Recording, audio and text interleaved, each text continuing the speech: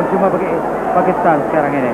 Akhtar Rasul kanan menjumpai Azam, dirampas oleh Surjit, cross kepada Sabda Abbas, cross Ajit Paul Singh menolakkan dia keluar. Tamat permainan sudah penonton. Pakistan 1, India 2. Jadi India lah menjadi Johan kejuaraan hoki Piala Dunia yang ketiga, menewaskan pasukan India, pasukan Pakistan 2 gol berbalas 1. Gol, berikanlah pandangan seperti yang kita saksikan di saat ini. Dunia menyampaikan kepada Ajit Paul Singh. Ajit Paul Singh, kapten pasukan India, sekarang menerima Piala Hoki Dunia sebagai Johan bagi tahun 1975. inilah piala yang menjadi rebutan. Bharat में hockey के खेल की जो सूरत हाल है वो आज किसी से ढकी छुपी नहीं है। एक वक्त वो भी था कि पूरी दुनिया में हॉकी के हवाले से भारत का मुकाम एक लासानी मुकाम था, उसका तोती बोलता था, एक सुनहरा दौर कहलाता था। भारत ही दुनिया की वाहिद टीम है जिसने 8 मरतबा ओलंपिक गोल्ड मेडल जीते। अब तक कोई भी मुल्क ओलंपिक के मुकाबलों में 8 मरतबा गोल्ड मेडल नहीं जीत पाया है। और उसके अलावा वर्ल्ड कप में भी, जो हॉकी के वर्ल्ड कप हुआ करते थे, उसमें भी भारत की टीम हालांकि सिर्फ एक ही मरतबा उसने वर्ल्ड कप जीता, लेकिन एक मजबूत दावेदार हुआ करती थी। लेकिन आज जो सूरत हाल है वो बड़ी मायूसकुन है। इसकी वजूहात आप सब जानते हैं कि मैदानी जो खेल है, फुटबॉल है, हॉकी है, उसको नज़रअंदाज कर दिया गया और क्रिकेट का जो खेल है उसके साथ ग्लैमर और कॉर्पोरेट वाबस्ता हो गया है।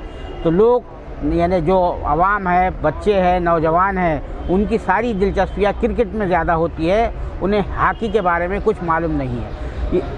हॉकी की जो सूरत हाल है इस वक्त और जो कुछ भी हो रहा है इस मुल्क में, उसी हवाले से हमारे साथ बात करने के लिए मौजूद है साबिक़ ओलंपियन, साबिक़ मेंबर पार्लियामेंट और साबिक़ मिनिस्टर असलम शेर खान साहब, जिनका ताल्लुक़ भोपाल से है, जो न सिर्फ हॉकी के मैदान के एक नुमाया खिलाड़ी रहे हैं बल्कि सियासी मैदान के भी एक नुमाया खिलाड़ी है। और आज भी वो हॉकी की सूरत हाल को बेहतर करने के लिए जद्दोजहद कर रहे हैं। उन्होंने कई मुकदमात भी जो है कोर्ट में जीते हैं। उस नामवर स्टार खिलाड़ी से आपको मिलाते हैं। असलम शेर खान साहब, आपका सालार के इस प्रोग्राम में इस्तकबाल है। हमें बड़ी खुशी हो रही है आपसे बात करते हुए कि आपने जो है हॉकी का जो वर्ल्ड कप है 1975 में कोलालमपुर में हुआ था, उसमें आप ही के गोल की बदौलत भारत को फ़तह मिली थी, पाकिस्तान पर फ़तह मिली थी। और वो वाहिद वर्ल्ड कप है जो आज तक भारत ने जीता है। उसके बाद भारत ने कोई भी वर्ल्ड कप नहीं जीता हॉकी का, मर्दों का जो वर्ल्ड कप हुआ करता था। आज जो सूरत हाल है हमारे मुल्क में हॉकी के हवाले से, उसको किस नज़र से देखते, जो मंजरनामा है? देखिए, आज तो हालत बेहतर है क्योंकि बहुत ख़राब दौर से निकल के ये सिचुएशन आई कि हॉकी के अंदर स्पॉन्सरशिप आना शुरू हो गई और हॉकी को कोई तकरीबन 100 से 150 करोड़ रुपये पर ईयर का स्पॉन्सरशिप है। और प्लस जो जितनी भी टीमें बाहर जाती हैं हॉकी की खेलने, मेन एंड वीमेन, उस पर कोई 30-40 करोड़ रुपये गवर्नमेंट ऑफ इंडिया खर्च करती है। क्योंकि जितना कैंप लगाना है, जितना भी टीमों का भेजना, टिकटिंग, स्टे, होटल, खाना पीना, सब गवर्नमेंट करती है। तो एक तरह से 200 करोड़ रुपये का पर ईयर है। तो पहले जब हम लोग हॉकी खेलते थे, इसका संतुलन ये बना और बिगड़ा है कि उस वक़्त बहुत कुछ ईमानदारी पर हिंदुस्तान में हॉकी में लोग शामिल थे। पर्टिकुलरली जो एसोसिएशनें थी, फेडरेशनें थी, वो ऑनेस्टली इंडिया की हॉकी की जो एक प्राइड थी, जो प्राइड थी और जो ग्लोरी थी या उसका बड़ा नाम था ब्रिटिश राज के ज़माने से, उसको कंटिन्यू करना चाहते थे। और इसीलिए ये बड़ा, आप बहुत लोगों को नहीं मालूम है कि जो आज़ादी के बाद, पहले ब्रिटिशर्स के ज़माने में एंग्लो इंडियंस जो थे, ब्रिटिशर से शुरू हुई प्रेसिडेंटशिप, मुसलमान बहुत से रहे, बड़े बड़े लोग प्रेसिडेंट। और 48 में जब पार्टीशन हो गया तो फिर नवल टाटा जैसा इंडस्ट्रियलिस्ट और बड़ा नाम, वो फर्स्ट इंडिया के हॉकी के प्रेसिडेंट बने, इंडियन हॉकी फेडरेशन। वो भी दौर था जब थोड़ा फंड्स भी शुरू हो गए, लेकिन बहुत गुर्बत में था उस ज़माने। लेकिन आज के दौर में बहुत अरसे बाद पीछे मैं समझ सकता हूँ कि 5 से 10 साल के बीच में फंड्स की कमी नहीं है, ईमानदारी की कमी है, नियत की कमी है, पर्पस की कमी है कि जो फेडरेशन एसोसिएशन जो बनी वो बेसिकली अपने मफादों के लिए बनी, ना तो खिलाड़ियों के लिए बनी और ना ही हिंदुस्तान की जो अज़मत थी, उसकी इज़्ज़त थी, उसके लिए वो उनका कोई कमिटमेंट था। उन्हें कैसे पदों पर रहना है और उस पैसे और पद से क्या उनके अपने मतलब वेस्टेड इंटरेस्ट उसमें जो जुड़े हुए हैं उनको वो उनकी पूर्ति करना उनका एक ही काम था। इसलिए जो आर्टिफिशियल पे जब हॉकी आई हमारे हम बेसिकली हिंदुस्तान के कट ऑफ हैं, यानी 1928 से शुरू हुई जर्नी भारत की और 1975 पे आके ख़त्म हुई। उसकी एक बड़ी हिस्टोरिकल वजह है कि जब ये 1925 में एसोसिएशन बनी भारत की तो उस वक्त रियासतें हुआ करती थी, स्टेटें होती थी और ब्रिटिश राज था। तो हर स्टेट के जो बहुत सी स्टेटों ने अपने हॉकी एसोसिएशन को रजिस्टर करा इंडियन हॉकी फेडरेशन से, और हॉकी वाज पैट्रनेज जो हो रही थी वो नवाबी लेवल पे हो रही थी, यानी मतलब फुल स्टेट का सपोर्ट होता था। क्योंकि उस वक्त की जो स्टेटें थी, जैसे हम भोपाल की बात कर सकते हैं कि रियासत भोपाल में हमीदुल्लाह खां नवाब थे और उनके भतीजे रशीदुल ज़फ़र खान ने जब अलीगढ़ से पढ़ के गए तो उन्होंने अलीगढ़ में हॉकी खेली समवेयर इन 25-26 के अंदर। तो उन्होंने जब वो वापस गए पढ़ के तो उन्होंने एक भोपाल हॉकी एसोसिएशन का बुनियाद रखी और भोपाल वांडरर्स करके एक क्लब बनाया, और उसमें उन्होंने जो भोपाल के अंदर जो हॉकी को पैदा किया तो वो जो भोपाल वांडरर्स बनी उसके ओरिजिनल जो खिलाड़ी थे उसमें मेरे फादर भी थे, मेरे वालिद थे अहमद शेर खान साहब। अच्छा। और वो 19 माने ये हुए कि आपका जो है हॉकी आपके खून में दौड़ रहा है। बिल्कुल, कोई शक नहीं। तो वो भोपाल वांडरर्स ने इतना अच्छा खेला हिंदुस्तान में, इतने अच्छे, मतलब भोपाल दरखे ज़मीन निकल गई। यानी जब पंजाब के बाद मतलब पंजाब के बाद भोपाल दरखे ज़मीन निकली और नवाबी पैट्रनेज आया, यानी कोई फंड्स की कमी नहीं, जॉब की कमी नहीं। जितने खिलाड़ियों को वो ज़्यादातर मिलिट्री में अपनी रख लेते थे और उनकी सैलरी और उनका राशन मिलता था और उनका काम हॉकी खेलना, क्लब भोपाल वांडरर्स प्लेयर। मैं इसलिए हिस्ट्री पे जा रहा हूँ कि भारत की हॉकी में वो जो कमिटमेंट था वो वहाँ था। लेकिन 48 के बाद भी कमिटमेंट बना रहा आज़ादी के बाद, क्योंकि नवल टाटा है। नवल टाटा 10 साल प्रेसिडेंट रहे। और ये देखिए आप उनकी इंटीग्रिटी का लेवल देखिए कि 1960 में जब ओलंपिक्स रोम में इंडिया हारी फाइनल में पाकिस्तान से, पहली बार पाकिस्तान जीत गई, तो उन्होंने इस्तीफा दे दिया। उन्होंने ऑन करा कि भाई टीम हारी, मेरी जिम्मेदारी। उसके बाद अश्विनी कुमार आए, पंजाब का बोलबाला हुआ उसी वजह से, और अल्टीमेटली 1975 में आते आते हॉकी आर्टिफिशियल सरफेस से जो हमारी महारत थी, जिसके हम माहिर लोग थे, वर्ल्ड रिप्यूटेड थे, यूरोपियन ने उसको बदल के आर्टिफिशियल पे करा 1976 से। तो मैं समझता हूँ कि इसको 2 पार्ट में लेना चाहिए।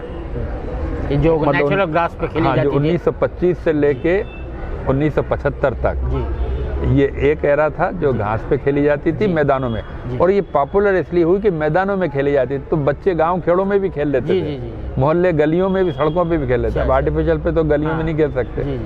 तो यही गोरों को लगा, खासतौर से यूरोपियन को, कि हम इंडिया को हरा नहीं पाएंगे या पाकिस्तान को नहीं हरा पाएंगे, क्योंकि वो एक ही थी और आधे उधर चले गए, आधे इधर हो गए।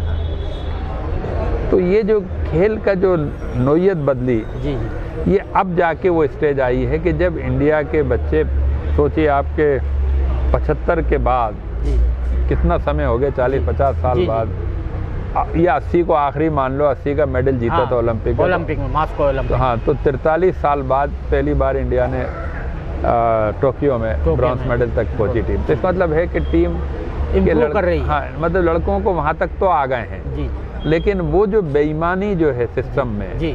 जो लोगों में ऑनेस्टी नहीं तो है। आप ये जो बेईमानी की जो बात कर रहे हैं, आपने जो मुकदमा दायर किए उसमें आपको काफ़ी कामयाबी मिली, उस पर ज़रा मुख्तसरन रोशनी डालिए, क्या मामला था? आपने क्यों कोर्ट में क्यों चले गए थे आप? देखिए, कोर्ट में इसलिए चले गए थे कि एक तो पैसे के बल पर जी, जो उस वक्त के प्रेसिडेंट थे नरेंद्र बत्रा जी, जी, वो जब इन्हें करोड़ों रुपये मिलने लगा तो इनकी अपनी लालसा इस पे नहीं रुकी कि हॉकी को फ़रोग दें, जी, ज़िलों में फ़रोग दें, स्टेटों में फ़रोग दें। उस पैसे का दुरुपयोग करके इन्होंने पूरे दुनिया के सब पद पा लिए। अच्छा। और मैं समझता हूँ कि करोड़ों रुपये के अगर वो जो मेरे जजमेंट में था जी, कि हर मतलब इनका ऑडिट होना चाहिए इस पीरियड का, और जो पैसा करप्शन में अगर इन्होंने लगाया है या उसको मिसयूज़ किया है जी, तो वो इनसे रिकवर किया जाना चाहिए और फोर्सेनिक कराना चाहिए ऑडिट। जी, और कंपनी भी अपॉइंट हुई थी। जी, तो ये सब गड़बड़ करने लगे थे और ये ज़मीन पे नहीं थे, बहुत एरोगेंट हो गया, बदतमीज हो गया। मतलब इनके लिए आपसे अगर बात करें, आपने ज़रा सके तो अब बाहर कर दिया। कोच ने अगर कुछ बोल दिया, कोच को निकाल दिया। अच्छा। तो ऐसे टीमें नहीं खेली जाती हैं। टीमें एक बड़ा लॉन्ग टर्म प्रोसेस होता है और फिर शॉर्ट टर्म में जो टूर्नामेंट खेल रहा है उसको कैसे जीतना, उसकी तैयारी होती है। जी, ये तो हिटलर शाही पे आ गया, सबको दलील करना, छोटा करना। जी, तो फिर अब कोई जाता नहीं था, लोग इतना रिस्क नहीं। मैं इनके लिए पब्लिक लिटिगेशन में गया, जी, जनहित याचिका में, कि भाई अल्टीमेटली कोई तो इन्हें चैलेंज करे कोर्ट ऑफ लॉ में, क्योंकि कोर्ट ऑफ लॉ से ही बात बनती थी। मेरे कोई बयान देने से तो कोई तो ये बॉदर कर नहीं रहे थे। जी। वही हुआ कि जितना अच्छा जजमेंट आया, जो हिस्टोरिकल जजमेंट, जो पूरे हिंदुस्तान के पूरी स्पोर्ट्स की दिशा बदल के रख दी, उसका पूरा एक तरह से नया एक रोल आ गया। जी, क्योंकि वो जजमेंट इतना कंप्रहेंसिव जजमेंट है जी, कि जिसकी वजह से ये अब आगे उसके ऊपर कोड ऑफ कंडक्ट भी आ गया गवर्नमेंट ऑफ इंडिया के 2011 का। जो चार्टर्ड हैं IOC के, इंटरनेशनल ओलंपिक कमेटी के, वो चार्टर्ड भी लागू होंगे। फेडरेशनों के अपने बायलाज होते हैं, वो भी, मतलब अब एक जो भी उसमें काम करेगा फेडरेशन और एसोसिएशनों में, उनको एक गाइडलाइन के तहत काम करना होगा। ये नहीं कि फील्डम हो गया कि मैंने किसी तरह मैनेज करके अपना कब्जा कर लिया किसी फेडरेशन पे और मैं बादशाह हो गया। तो ऐसा नहीं होगा। ये जजमेंट ने मेरे एक तरह से ये माइलस्टोन है। क्योंकि मुझे एक पत्रकार ने ये पूछा कि असलम भाई, आपको ये जजमेंट का क्या आप कैसा महसूस करते हैं, क्या अचीवमेंट महसूस करते हैं? मैंने कहा भाई, मेरा काम तो हमेशा इस मुल्क के लिए, देश के लिए जो भी अच्छा कर सकते हैं मैं करा, और मुझे लगा कि मुझे ये केस लड़ना चाहिए था। और तो ये वन ऑफ दी एक अचीवमेंट है। कहना नहीं, ये आपका वन ऑफ दी अचीवमेंट नहीं है, ये इतना बड़ा गोल है कि हमें, और आपका वो गोल जो आपने इक्वलाइजर करा वर्ल्ड कप में, अब उसमें ये बताइए कि उसमें कौन सा आपको ज़्यादा, ये भी वही गोल है। जी, जी, तो मैंने कहा कि भाई मुझे तो इतना, मैं तो वो गोल की ज़्यादा वैल्यू करता हूँ, इसलिए कि मैं खिलाड़ी था और वो मेरा पैशन था। कहने लगे कि आपने ये गोल ऐसा करा है कि जो उसका जुमला था कि आपका ज़िंदगी का, आपने हॉकी का कर्जा उतार दिया भारत के लिए, यानी आने वाली जनरेशन के लिए, आने वाले सिस्टम के लिए आपने ये मुकदमा लड़के, ये इस लेवल का गोल है कि आपका पूरा कर्जा उतार दिया जो अभी आपको मिला हॉकी। तो अब मैं आता हूँ थोड़ा सा, इस वक्त जो है हमारे मुल्क में क्रिकेट का बोलबाला है बिल्कुल, है ना, एक दीवानगी, वारफ्तगी की कैफियत पैदा कर दी गई है। आप देखेंगे बच्चे, ये बूढ़े सब, तो इसके नतीजे में हुआ ये कि जो मैदानी खेल है, हॉकी है, वो है, उसमें लोगों को ज़्यादा चाम, ग्लैमर नज़र नहीं आता है। तो उसका कितना नुकसान हुआ, आप क्या समझते हैं? ये इस तरह से जो ट्रीटमेंट है ना, एक शाही ट्रीटमेंट हो रहा है, एक तरफ जब देखते हैं स्कूल, एक तरफ 5 स्टार स्कूल बने हुए, एक तरफ जो है तो सरकारी स्कूल है, ये जो कैफियत है, इनइक्वालिटी की जो कैफियत पैदा हुई है, इसको देखो आप, इसको अगर आप जैसे ये देखते हैं कि साहब उस खेल को इतना पैटर्नेज क्यों मिलता है और दूसरे खेलों को क्यों नहीं मिलता, ये एक आर्गूमेंटल बात है। भाई देखिए, अगर आप हिस्ट्री पे जाओगे तो क्रिकेट वाज जो गेम था वो ब्रिटिशर का गेम था, प्योरली ब्रिटिशर। कॉमनवेल्थ गेम और कॉमनवेल्थ कंट्रीज में खेला जाता है, वर्ल्ड में नहीं खेला जाता। जी जी। उसकी वजह ये थी कि इसका 5 दिन का कॉन्सेप्ट था, टेस्ट मैच हो रहा है, मोर और लेस लेजर सब्जेक्ट था ये, रईसों का। जी जी। टी टाइम हो गया, 5 दिन तक मैच चल रहा है, एंजॉय कर रहे हैं, ब्रेकफास्ट लंच हो रहा है, नवाबों का खेल था वो, टी टाइम लंच टाइम, और उसमें बार लगी हुई हैं, अपने वो खेल रहे हैं। तो क्योंकि गोरों का उस वक्त अंग्रेज़ों का हुकूमत थी हिंदुस्तान में, तो नवाबों ने भी इसको पैटर्नेज करा जी। क्योंकि नवाब जो है चाहे रांझी हों चाहे पटियाला वाले हों, तो ये सब शुरू में ये लोग ही आए। मंसूर अली खां पटौदी के फादर हैं, ये राजे महाराजे और एरिस्टोक्रेट और उस ज़माने के ब्यूरोक्रेट्स और इलीट, ये इलीटों का खेल बना। अब देखिए, आप इलीट का खेल पॉपुलर अब हुआ जी जी जी, लेकिन मैं ये महसूस कर सकता हूँ जब मैं हॉकी खेलता था उस वक्त भी ये बहुत बड़ा खेल था। अच्छा। क्रिकेट जी, छोटा खेल नहीं था। अच्छा। मतलब पब्लिक उस वक्त भी इसकी पॉपुलर क्यों, कैरेक्टर था कि अल्टीमेटली वो रईसों को था जी, बड़े लोग बैठेंगे वहाँ, बड़ा लोग। अच्छा, नॉर्मल था कि कोई आम आदमी की इनको एंट्री की भी ज़रूरत नहीं थी। 5 डेज में कौन बैठ के मैच देखेगा 5 दिन तक, और रिजल्ट भी नहीं निकलना है। ये तो बाद में 80 के दशक में आके इन्होंने भी, जब ये 50-50 जो वर्ल्ड कप लाए, उससे इसने एक टूर्नामेंट की शक्ल पकड़ी पहली बार। पहले तो टेस्ट मैच पे थी। हाँ जी। और जब उन्होंने देखा कि क्रेज बढ़ रहा है तो उनके पब्लिक को और 20-20 पे ले आए, अब 10-10 पे भी आ जाएं भले। जी जी। तो ये गेम डे 1 से इसकी नोयत बहुत डिफरेंट थी जी। इसकी वजह से नहीं पिट रही हॉकी जी।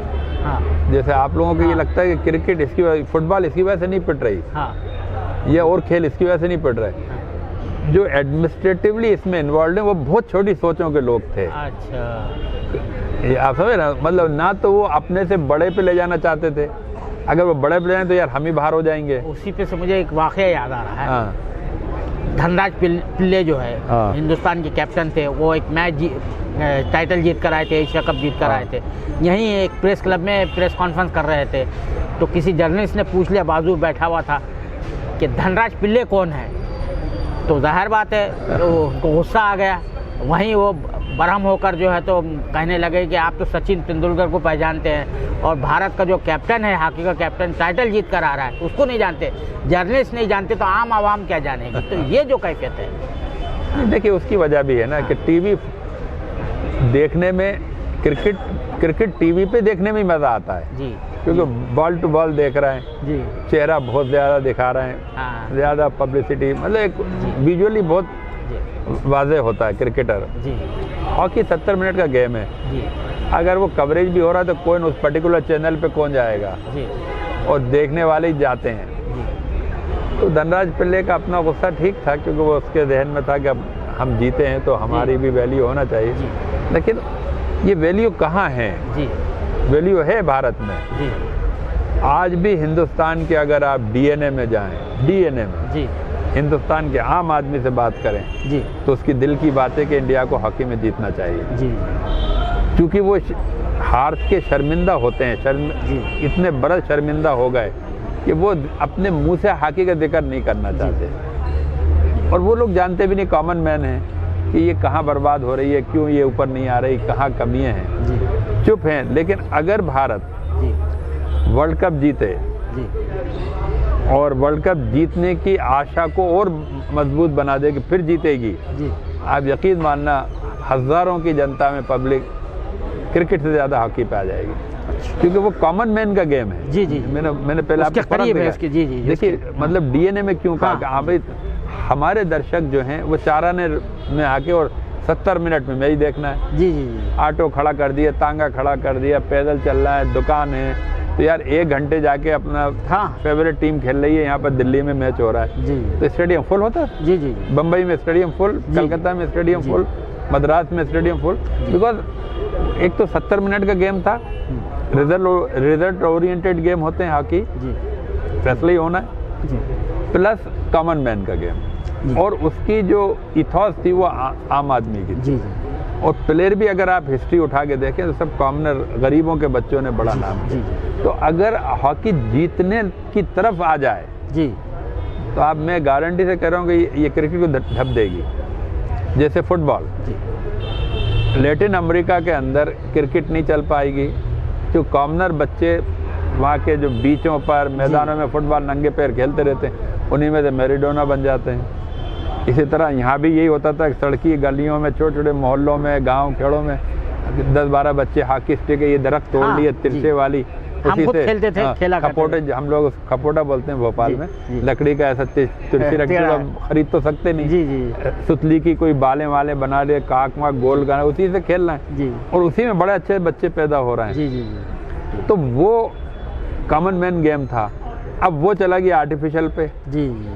आर्टिफिशियल पे जाने के लिए कम से कम 5 करोड़ की तो ग्राउंड चाहिए, उसकी मेंटेनेंस चाहिए, क्योंकि उसमें पानी लग रहा है और है ना स्टाफ और हॉकी कामनरों का गेम, तो वो भी, क्योंकि वो भी रईस तो है नहीं कि अडानी अंबानी उसमें क्रिकेट में टीमें बना लें, करोड़ रुपया लगा दें शाहरुख खान और दुनिया भर के, वो उनकी डोमेन के सब्जेक्ट है, इसलिए दे एंजॉय दिया, उनके सब परिवार आगे बैठ रहे हैं देख रहे हैं। यहाँ कॉमन आदमी देख रहा है। अब वो खेल साला मुश्किल हो गया। खेल में क्या, वो करोड़ों रुपये लगने लगा, एक स्टिक 10,000 रुपये की आती, कौन बच्चा खरीदेगा? तो ये जो नुकसान कराया, ये इंडियन, ये जो हॉकी ऑफिशियल्स का नुकसान, कि जब यूरोपियन इतना बदल रहे थे, ग्राउंड बदल दी, रूल बदल दिए, और रूल में जो भी हमारे बच्चे उसको जब महारत हासिल करके पहुंचे तो उनके नहीं साहब ये रूल में ये जीत सकते हैं, उनके फिर इसको रूल का हमने और बदल दिया, तो पूरे गोरों की हॉकी बना के रख दी, जो है जो उनको बेनिफिट। और वो सब बातें फिजिक्स से जुड़ी हुई। हमारे बच्चे पावर गेम के अंदर कमज़ोर हैं, ब्रेन के गेम में ज़्यादा हैं। आप देखिए, शूटिंग में हम अच्छा कर देंगे, हम बैडमिंटन में अच्छा कर देंगे, हम शतरंज में अच्छा कर देंगे, या छोटे और भी, कुश्ती भी 5 मिनट की, पहले कुश्ती के लिए बॉडी बहुत बनाना पड़ती है, लेकिन 5 मिनट का गेम है। वेट लिफ्टिंग में अच्छा कर देंगे, ये सब बेसिकली माइंड गेम है। और जो टीम गेम है फिजिकल, उसमें टीम के साथ फिजिक पूरी तैयार होना चाहिए, आपको स्टेमिना चाहिए। अब गोरों के मुकाबले में ये आपको मानना पड़ेगा, क्यों नहीं हम फुटबॉल में बड़ी टीम बन पाते, इसलिए हम फिजिकली ये बच्चे, अब चूंकि या तो डेवलप नहीं हो रहे हैं, या तो इन बच्चों को बहुत छोटे से उठा के उनकी डाइट में उनको ये सब खाने को दिया जाए, जो प्रोटीन और उनकी डाइट, उनके, और उन्हें एक पहले तो पहलवान बनाया जाए। 70 के 90 मिनट का मैच है, तो फुटबॉल का तो हम 120 से 130 मिनट की पावर होना चाहिए। नहीं आप देखते हैं गिरते हैं लड़कों की मसलें खिंच रही हैं, कोई इधर हो रहा है, चोट इंजरी आ रही है। तो फिजिकल बच्चे हमारे नेचुरल हैं। हॉकी क्यों सूट कर गई कि इतनी फिजिकल, मतलब हर बच्चे में है जो 70 मिनट हॉकी दिमाग से खेल लें। तो हम लोग दिमाग से हराते थे गोरों को, हम फिजिकल इतने थोड़ी हराते थे। वो हमसे बुल की तरह आते, जैसे मालूम है, जैसे आप बुल को ये ना लाल कपड़ा यूँ दिखाओ निकल गया, तो हम तो ऐसे डाज मार देते थे, यूँ बाल दिखाई, वो इधर आ गए, इधर काट दी, ये दिमाग था। तो मैं समझता हूँ कि हॉकी आज रूल चेंज होना चाहिए। हॉकी फेडरेशनों को पहले ये करना चाहिए कि जो फेयर होना चाहिए, रूल मतलब फेयर। मेरा मानना है कि वो हमारे मुखालफत में है उनके रूल। एस्ट्रोटर्फ के ऊपर भी एक डिबेट होना चाहिए कि नेचुरल ग्रास पे एक टूर्नामेंट बड़ा होना चाहिए, जैसे वर्ल्ड कप है वो नेचुरल, जैसे फुटबॉल का नेचुरल ग्रास पे हो रहा है, वर्ल्ड कप नेचुरल। तो आप प्लेइंग अब level playing team, level playing field मिलना चाहिए ना, तो वो नहीं हो रहा है। अब मैं आता हूँ नॉस्टैल्जिया की तरफ। नॉस्टैल्जिया, आपकी यादें, पुरानी यादें। 1975 का जो वर्ल्ड कप था, उसमें आपका बड़ा शोहरा हुआ, नाम हुआ पाकिस्तान के खिलाफ। पाकिस्तान क्योंकि उस वक्त वर्ल्ड चैंपियन भी था। नीदरलैंड पहला तो उसी ने जीता था, दूसरा वो तीसरा वर्ल्ड कप था ये। तो आप थोड़ी सी तफसील बताएं और आपके हालात ज़िंदगी बताएं, जैसे कि आपने बताया कि आपके वालिद साहब भी खिलाड़ी थे। हाँ, अहमद शहजाद, ज़रा थोड़ा सा तफसील मुख्तसरन बता दें, दोनों भी उस वक्त का वाक़या ताज़ा कर दे ज़रा। ठीक है, ऐसा है कि जहाँ तक मेरा अपना ताल्लुक़ है, मैं आई एम बहुत मुक़द्दर का सिकंदर रहा कि मैं इस परिवार में पैदा हुआ। मेरे वालिद 1936 के बर्लिन ओलंपिक में ध्यानचंद जी वाली टीम, जिसके वो कैप्टन थे ध्यानचंद जी, 1936 की बर्लिन ओलंपिक का गोल्ड मेडल जीता उन्होंने। अच्छा। वाले साहब भी ओलंपियन है आपके? ओलंपियन, गोल्ड मेडल जीता उन्होंने। अच्छा। गोल्ड मेडल है हमारे घर में। अच्छा। अब जब बचपन से आंखें खुली तो हमने गोल्ड मेडल को देखा जी, जो कि ड्रीम है जी, किसी के लिए, ओलंपिक मेडल, जी, वो भी बर्लिन का, वो भी हिटलर का ज़माना, उरूज का। दूसरे उनका कोट, जो इंडिया का ब्लेजर और मेडल और फोटोग्राफ सब। तो मुझे लगता है कि ये मुझे इंस्पिरेशन मिला। हाँ, मुझे इंस्पिरेशन ये मिला कि मुझे मेरा बैरोमीटर जो था, मेरा मापदंड बन गया। जी, जी। बच्चों को असली जब तक आप मापदंड नहीं देंगे कि आपको कहाँ जाना है, जी, जी, जी, और क्या वहाँ तक जाया जा सकता है, जी, तो ये भी फैक्ट है कि मेरे फादर गए तो मैं भी जा सकता हूँ। जी, जी, यानी मेरे लिए वो इंस्पिरेशन भी था, जी, मैं भी जा सकता हूँ। और वही भोपाल है, वही इंडिया है। जी, तो वो जो ग्लैमर था घर में और हमारे फादर का, और उनका बड़ा नाम था, वो बहुत बड़े कोच थे। जी, उन्होंने जो हमें जो 10 कमांडमेंट्स दिए, जो 10 बातें ऐसी बताई जी, कि अगर ये डोज एंड डून्स, अगर ये करोगे तो ये होगा, तो ये, और अगर ये नहीं करोगे तो ये नहीं होगा। जी, जी, मसलन उन्होंने कहा कि अगर आपको हॉकी खेलना है, जी, हाँ, हॉकी खेलना है, हाँ, तो फिर ये तय करना है कि तुम्हें ओलंपिक खेलना है। जी, मैंने वहाँ लगा दो, ओलंपिक खेलना है। दूसरा, तुम्हें खेलना है तो एक चीज़ ये ध्यान में होना चाहिए कि तुम नुमाया खिलाड़ी बन के निकलो, ना सिर्फ अपनी टीम के 22 में से, जैसे क्रिकेट में वो एक वो कहा जाता है मैन ऑफ द मैच, आप मैन ऑफ द मैच बन के निकलो, कि नुमाया 22 में। उन्होंने कहा कि देखो, लड़कियों से दोस्ती मत करना, अगर लड़कियों से दोस्ती करो तो फिर हॉकी मत खेलना, क्योंकि ये दोनों चीज़ साथ नहीं जाएंगी। इसका मतलब है कितना फोकस चाहते थे वो। जी, जी, कि लड़कियों से दोस्ती का मतलब है डाइवर्शन, जी, जी, थिंकिंग में, लड़की के बारे में सोच रहे हैं, मिलना है, टाइम है, सब ये सब चीज़ें नहीं होना चाहिए। And you are the best जज। जब ये आप जहन बना लो कि अगर आप टॉप पे पहुंच गए तो और कोई नहीं जानेगा आपके अलावा कि आपका यहाँ बस हो गई, यू रीच योर टॉप, अब आपको डाउनफॉल आना है, तो उसी लेवल पे हॉकी छोड़ देना, फिर नीचे उतरते हुए मत छोड़ना। यू फील कि ये इनफ इज इनफ। तो ये ऐसे जो ब्रॉटअप, ये हर बच्चे को नहीं मिला। फिर उस बच्चे को कॉन्फिडेंस भी चाहिए था कि वो घर में देख रहा था। जी, जी, जी। तो अब ये आखिरी मेरा सवाल ये है, क्योंकि टाइम बड़ा वो हो गया है, ज़्यादा हो गया है। इंडिया की इस वक्त रैंक जो है वर्ल्ड लेवल पे 5th है, 5वीं रैंक पर है, बहुत दिनों के बाद आए। 10 जो टीमें हैं, 10 में मलेशिया की टीम भी आ गई है पहली मर्तबा गालिबन। तो जनवरी में हो रहा है आपका वर्ल्ड कप हो रहा है, तो क्या उम्मीदें हैं, आप क्या समझते हैं, कुछ है कि सेकंड मर्तबा आ सकता है? नहीं, आ जाना चाहिए अब, क्योंकि अब मैं समझता हूँ कि आपने जैसे कहा टीम का नंबर 5 में है जी, और टोक्यो ओलंपिक का अगर अपन देखें तो टॉप 4 में आ गए, ब्रॉन्ज तक आ गए, मतलब उसमें भी ब्रॉन्ज पा गए, यानी 3rd पे आ गए।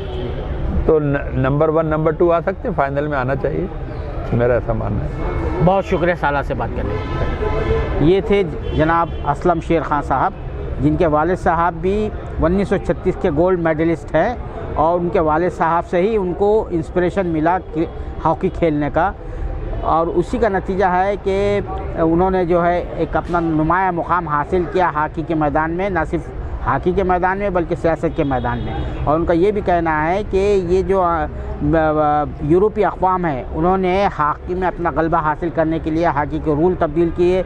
जो कुदरती घास पर, आम मैदानों पर जो हॉकी खेली जाती थी, उन्होंने आर्टिफिशियल मैदान लेकर आए, उसके नतीजे में हॉकी को बड़ा नुकसान पहुंचा। और ख़ास तौर से यहाँ पर हिंदुस्तान में हॉकी की ज़वाल की एक वजह ये रही, उनका ये कहना है कि ये जो हॉकी की जो फेडरेशन हैं, अंजुमनें हैं, वो ईमानदारी से काम नहीं कर रही थी।